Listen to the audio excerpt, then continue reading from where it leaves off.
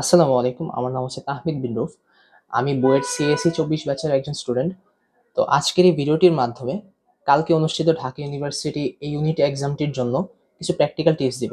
এবং এই টিপসের টপিকগুলো হবে, ধরো আজকে এবং কালকে পরীক্ষার আগ পর্যন্ত তুমি কি করলে তুমি তোমার সময়টা কাজে লাগাতে পারবে এবং তোমার নার্ভাসনেসটা এক্সাম হলে কম থাকবে।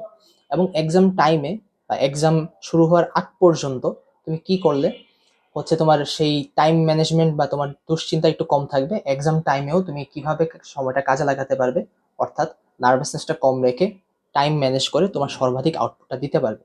তো এইসব টপিকের ভিত্তিতেই আজকে এই ভিডিওটা বানানো হচ্ছে।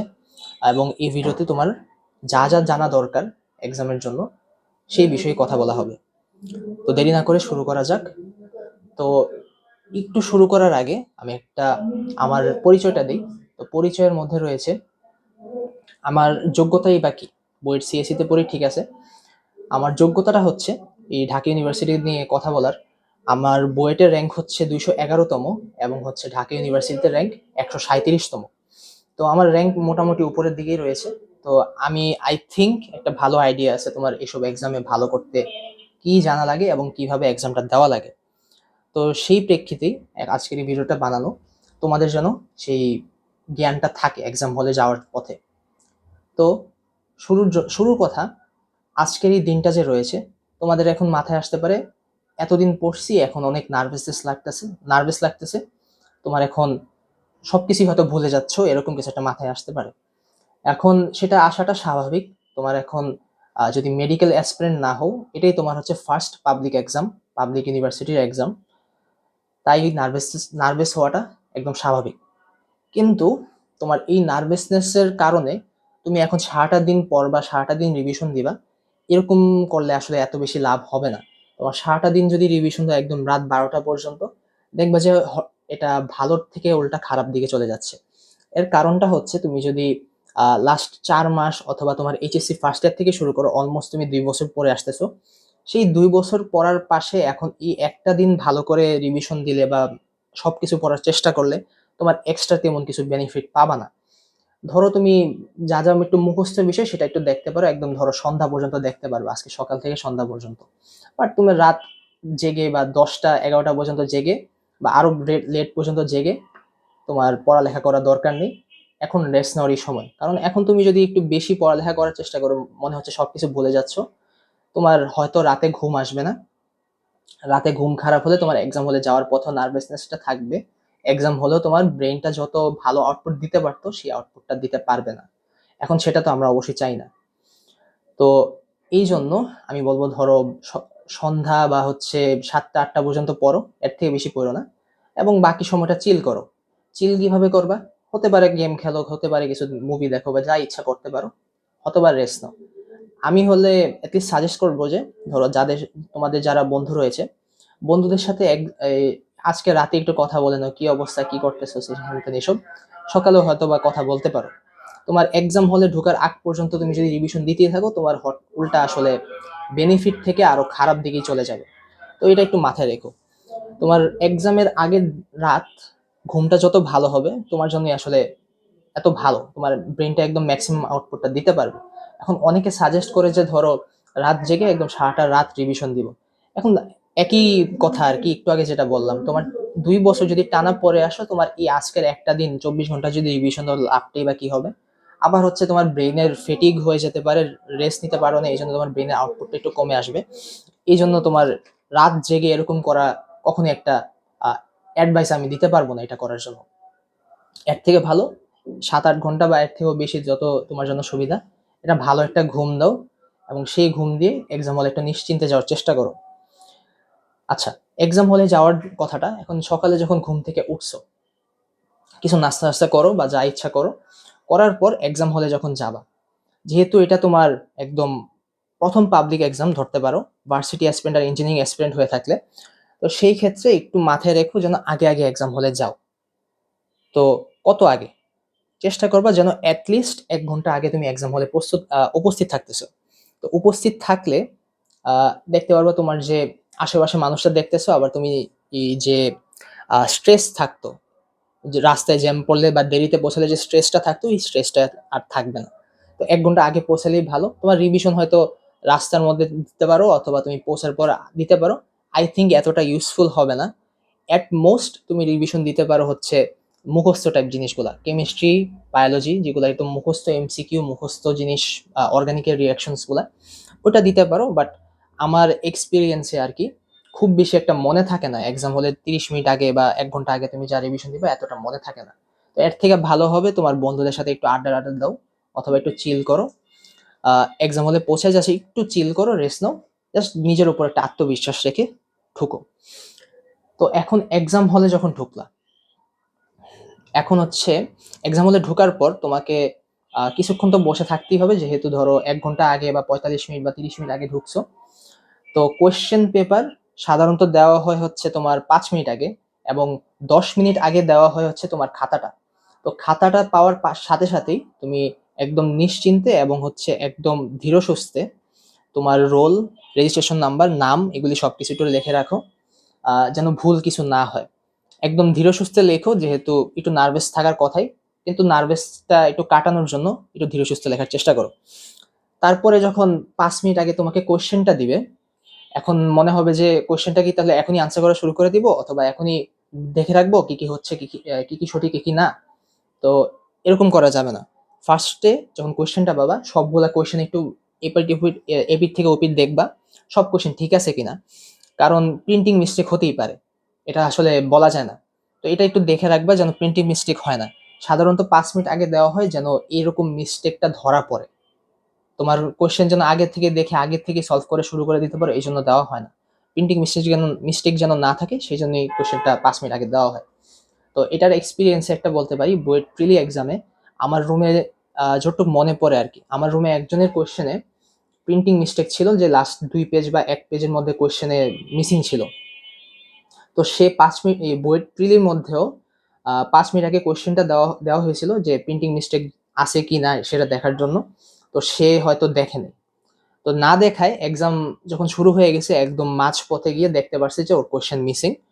এই কোয়েশ্চেন মিসিং এর কারণে সে আর ধরো ওইগুলো আনসার করতে পারে নাই। আমার যতটুকু মনে পড়ে কোয়েশ্চেন পাল্টায় কি বলে এক্সামের মাঝপথে কোয়েশ্চেন পাল্টায় দেয় না। তুমি ৫ মিনিট আগেই কোয়েশ্চেনের ভুল ধরা পড়লে সেটা ইনভিজিলেটরকে জানাবা, তাহলে সে পাল্টায় দিবে ইনশাল্লাহ। তো এটা একটু কাজে লাগেও। তো এখন যখন কোয়েশ্চেন সবকিছু দেখে ফেলছো, সব ঠিক আছে, তখন হচ্ছে একটু আহ, কি কি পারো কি কি না এটা দেখতে পারো। এখন কোন সাবজেক্ট দিয়ে শুরু করবা? আমি বলবো যে এমসিকিউর ক্ষেত্রে অ্যাটলিস্ট ডিউ এক্সামে তো 45 মিনিটস হচ্ছে এমসিকিউর জন্য, 45 মিনিটস হচ্ছে রিটেনের জন্য। তো অ্যাটলিস্ট চেষ্টা করবা এই 40 এমসিকিউর জন্য যে টাইমটা আছে শুরুর দিকে তোমার হচ্ছে থিওরিটিক্যাল এমসিকিউ গুলো আগে দিয়ে দিতে। তো থিওরিটিক্যাল এমসিকিউ হচ্ছে সবচেয়ে বেশি আসে বায়োলজি আর কেমিস্ট্রিতে। আর তুমি যদি ইংলিশ দাগেতে চাও, তো সেই ক্ষেত্রেও তোমার থিওরিটিক্যাল এমসিকিউ গুলো আসে, যা ধরো দেখলেই বুঝতে পারবে আনসার কি হবে। সেম ফর বাংলা, বাংলাতেও একদম সেম কাজ হয়। এই ৩টা সাবজেক্টের বা ৪টা সাবজেক্টের মধ্যে তুমি যেগুলা আনসার করতে চাও, আনসার করবা, সেটা দিয়ে শুরু করতে পারো। এখন কোয়েশ্চেনটা পড়ার সময় দেখবা যে হয়তো কয়েকটা কোয়েশ্চেনে, স্পেশালি কেমিস্ট্রিতে ১-২টা কোয়েশ্চেন থাকবে যে ক্যালকুলেশন লাগে, অথবা আর ১-২টারও বেশি লাগতে পারে। তো ওইটা যদি এখন মনে হচ্ছে নার্ভাসনেসের কারণে করতে পারবা না বা ক্যালকুলেশন মিস্টেক হতে পারে, তো সেটা স্কিপ করে চলে যেতে পারো। জাস্ট একটা মার্ক করে রাখো, তোমার পরে দেখা লাগবে, অথবা মার্ক না করলেও চলবে। তোমার যেগুলো একদম 100% শিওর, যেটা থিওরিটিক্যাল তোমার মুখস্থ আনসার, সেগুলোই আনসার করো। তো আনসার করতে গিয়ে যেহেতু প্রথম এক্সাম, তো নার্ভাসনেসের একটা বিষয় আছে যেটা বারবার বলতেছি। তো সেটা একটা এক্সপিরিয়েন্স আমি শেয়ার করি। আমাদের ফার্স্ট এক্সাম ছিল ২৪ ব্যাচের, সেটা ছিল হচ্ছে কুয়েটে।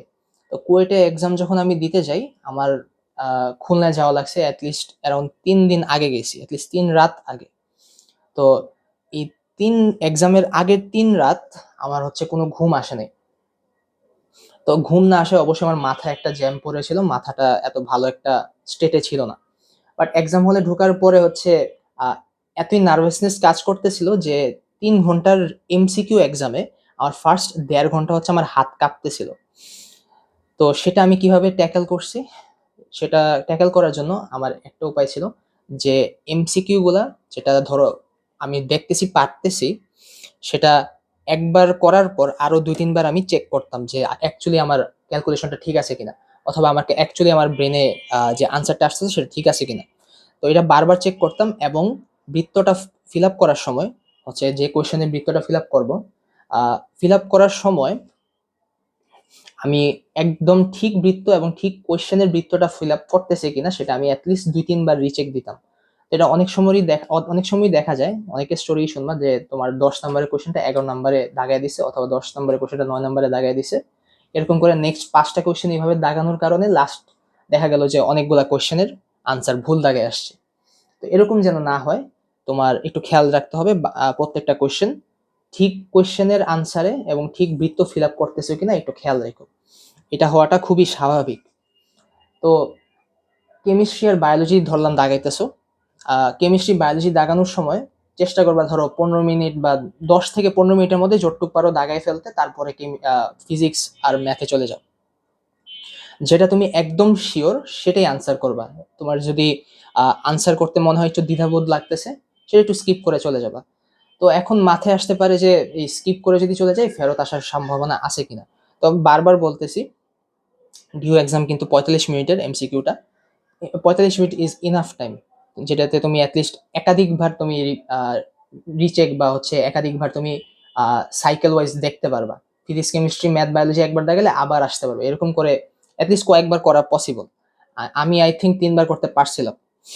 তো সেটা করার জন্য তোমাকে অবভিয়াসলি যে থিওরিটিক্যাল কোয়েশ্চেন্সগুলো দাগাচ্ছ মুখস্থ আনসার, সেটাতে একটু কম টাইমের মধ্যে আনসার করতে হবে এবং কম টাইমে আনসার করে ধরো যে ৩০টা এমসিকিউ আছে বায়োলজি আর কেমিস্ট্রির মধ্যে, তুমি ধরলাম যে ১৫টা ১৬টা দাগাইতে পারছো, বাকিগুলো দাগায় রাখছো, একটু আনসিওরিটি আছে বা ক্যালকুলেশনে কিছু আছে, তুমি এটা স্কিপ করে চলে গেলা, জাস্ট দাগায় রাখছো কি কি তুমি পারা উচিত বা পারবা। তারপরে ফিজিক্স আর ম্যাথে তুমি ১৫-২০ মিনিটের মধ্যে যতটুক পারো লেখো। ম্যাথের এমসিকিউটা প্রতি বছরই অ্যারাউন্ড সেম প্যাটার্নে আসে, তো এটা নিয়ে কোনো ভয় পাওয়ার রিজন নাই।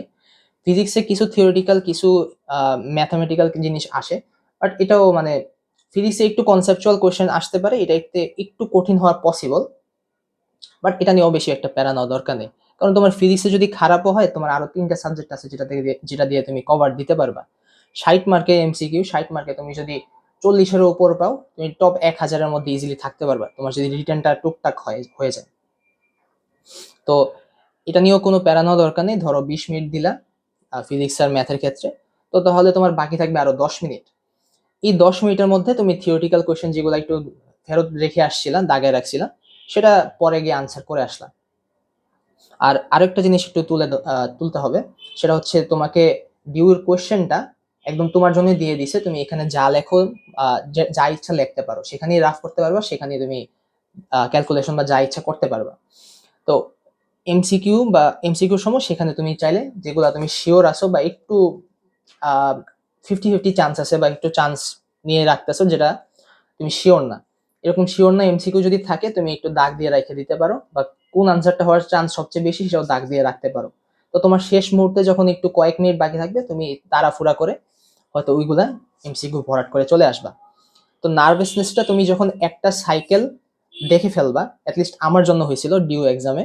তো ফিজিক্স কোয়েশ্চেনটা আমাদের সময় খুবই কঠিন হয়েছিল, এটা দেখে আমি একটু ধরো নার্ভাস হয়ে গেছিলাম। তো একটু নার্ভাস হয়েছি ঠিক আছে, বাট ফিজিক্সের ক্ষেত্রে দেখলাম যে অনেকগুলো এমসিকিউই পারি, আবার হচ্ছে অনেকগুলো পারি না। তো দেখলাম ১৫টার মধ্যে ধরো কয়েকটা আনসার করে আমি চলে গেছি। ঠিক মনে নেই কয়টা, ধরো ৪-৫টাই করলাম। ৪-৫টা করে ম্যাথে গেলাম বা কেমিস্ট্রিতে গেলাম। কেমিস্ট্রিতে যাওয়ার পর দেখলাম সবগুলোই মোটামুটি পারি, লিখতে পারছি। ম্যাথে গেলাম, ম্যাথ দেখলাম সবগুলো একদম কোয়েশ্চেন ব্যাংক স্ট্যান্ডার্ডের মতো দিয়ে দিছে, ওটাও মোটামুটি পারি।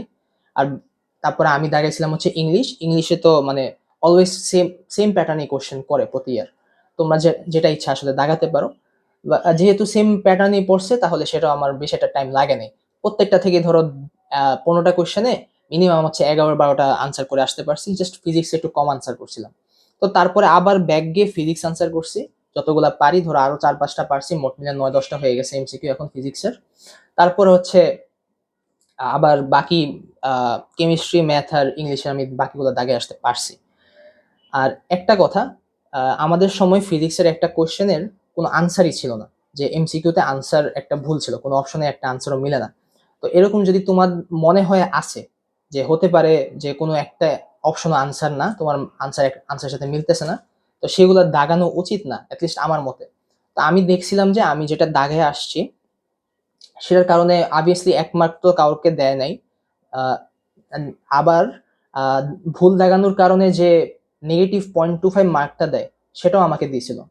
তো দেখা যাচ্ছিল আমি মনে হয় 12.7 পাস পেয়েছি, যেখানে পাওয়ার কথা ছিল 13। একটা কোয়েশ্চেন আমি ছেড়ে আসলাম এমনিতেই, আবার আরেকটা কোয়েশ্চেন হচ্ছে আ ভুল হওয়ার কারণে 0.25 কেটে রাখছে। তো বুঝতে পারছি সেখানে হয়তো একটা ঝামেলা করছে।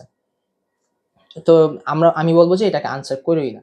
তো তোমরাও এভাবে একটু আনসার করতে পারো কেমিস্ট্রি বা থিওরিটিক্যাল কোয়েশ্চেন দিয়ে শুরু করে, তারপরে হচ্ছে ম্যাথমেটিক্যাল অংশতে যাবা, তারপরে হচ্ছে ১-২ বার রিপিট করে মোটামুটি যতগুলা পারো আনসার করতে পারো। এমসিকিউ যদি আগে শেষ হয়ে যায় তাহলেও ভালো, কোনো সমস্যা না। রিটেনে তুমি একটু বেশি টাইম দিতে পারবা। তো রিটেনে যাওয়ার পর আমি বলব যে থিওরিটিক্যাল যেভাবে তুমি করছিলা, এমসিকিউর ক্ষেত্রে থিওরিটিক্যাল দিয়ে শুরু করছো, আমি বলব রিটেনে তুমি থিওরিটিক্যাল দিয়ে শুরু না করে ম্যাথমেটিক্যাল অংশ দিয়ে স্টার্ট করো। সেটা হচ্ছে তোমার ম্যাথ আর ফিজিক্স, সেগুলা দিয়ে স্টার্ট করতে পারো। সেটার রিজন হচ্ছে তুমি ম্যাথের ক্ষেত্রে কোনো ক্যালকুলেশন বা কোনো একটা জিনিস যদি প্রমাণ আসে, যেটা খুবই স্বাভাবিক প্রমাণ আসাটা, প্রমাণ যদি এসে থাকে, প্রমাণ কি হবে, আনসার কি হবে সেটা আসলে করতে থাকলে বোঝা যায় এবং করতে টাইম সাধারণত কম লাগে। অপর ক্ষেত্রে তুমি বায়োলজি বা ইংলিশ বা তুমি কেমিস্ট্রির কথা যদি চিন্তা করো, খুবই ডিসক্রিপটিভ কোয়েশ্চেন্স থাকে, ডিসক্রিপটিভ আনসার্স চায়, যেটা তোমার ১ লাইনেও হতে পারে আনসার, আবার হতে পারে ৩ লাইনেও। এবং এটাতে অনেক বেশি টাইম যাওয়ায় কি বলে ডিসক্রিপটিভ আনসারগুলো অনেকগুলো একটু ব্যাখ্যা দেওয়া লাগে, এজন্য ম্যাথমেটিক্যাল গুলা লিখে ফেললে কম টাইমের মধ্যে তুমি একটু বেশি আনসার করে আসতে পারবা। আর ইংলিশের ক্ষেত্রে স্পেশালি যে তোমার প্যারাগ্রাফ, রিডিং কম্প্রিহেনশন এসব জিনিস যেগুলো যেহেতু থাকে, তুমি সেটা সবার লাস্টে আনসার করলেই ভালো হয়। কারণ হচ্ছে তুমি প্যারাগ্রাফটা তোমার যতটুকু ইচ্ছে তুমি লিখতে পারবা। তো সেটা একটু চিন্তায় মাথায় রেখে তুমি লাস্টে আনসার করলে সবচেয়ে ভালো হয়। আমি একটা ভুল করছিলাম এসব এক্সামে, রিটেন এক্সামে, কারণ আমার স্ট্র্যাটেজিটা খুব ভালো একটা ছিল না ডিউর জন্য। তো ভুলটা ছিল যে আমি ফিজিক্স কোয়েশ্চেনটা দেখছিলাম খুব কঠিন লাগছে। মনে হয় আমি একটা আনসার করছি অথবা কিছু আনসার না করে আমি চলে গেছি কেমিস্ট্রির দিকে। তো কেমিস্ট্রিতে যাওয়ার পর দেখলাম সবকিছুই মোটামুটি পারি। একটা কোয়েশ্চেন আমার অজানা আসে নাই। এজন্য হচ্ছে আমি ব্যাখ্যার উপর ব্যাখ্যা দিতেই আছি। বেশি ব্যাখ্যা দিয়ে দিছি। এই কারণে আমি কেমিস্ট্রির ক্ষেত্রে আমার সবচেয়ে বেশি টাইম চলে গেছে। এবং এই টাইমটা চলে যাওয়ায় আ মে ইংলিশের ক্ষেত্রে ইংলিশে আমি যেখানে প্যারাগ্রাফ কমন পড়ছিল, আরো কিছু যে ৪ টা কোয়েশ্চেন ছিল, ৪ টা কোয়েশ্চেনই আমার কমন পড়ছিল। সেখানে আমি জাস্ট আনসার করতে পারছি ৫। পাইছিও ৫, বাট আমি যদি আরেকটু কেমিস্ট্রিতে কম টাইম দিতাম, তাহলে আমি ইংলিশে হয়তো ৭.৫ বা ৮ পেয়ে যেতাম।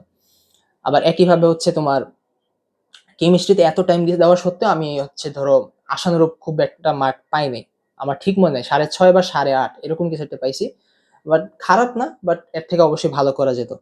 তো কেমিস্ট্রিতে বেশি টাইম দেওয়ার কারণে ম্যাথ আর ফিজিক্সে একটু কম টাইম পেয়েছি। ফিজিক্সে তোমার একটা কোয়েশ্চেন আনসার করছিলাম, আর ম্যাথেও একটা কোয়েশ্চেন বা ২ টা কোয়েশ্চেন আনসার করার ট্রাই করছি।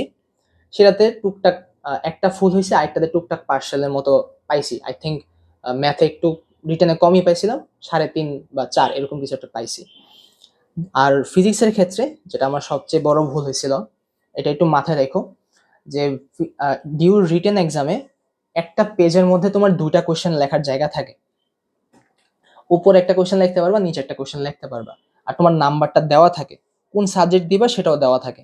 তো ফিজিক্সের ক্ষেত্রে ১, ২ হচ্ছে ওই পেজে, আর হচ্ছে এর পরের পেজে হচ্ছে তোমার ৩, ৪ নাম্বার কোয়েশ্চেনটা তুমি আনসার করতে পারবা। তা আমি একটা ভুল করছিলাম যে কোয়েশ্চেন পড়ার সময় কত নাম্বার কোয়েশ্চেন আনসার করতেছি সেটা আমার দেখতে ভুল হয়েছিল। তো আমি ফার্স্ট কোয়েশ্চেনটা ঠিকমতো আনসার করার পর এই সেকেন্ড বা থার্ড কোয়েশ্চেনটা আমি দেখলাম। আমার চোখে ঠিকমতো পড়ে নাই। তো সেকেন্ড কোয়েশ্চেনটা আমি চতুর্থ কোয়েশ্চেনের বক্সে আনসার করে ফেলছি, এবং সেই কারণে আমি একটা খুব ভয়ে ছিলাম যে আমি হয়তো ফেল করতে পারবো।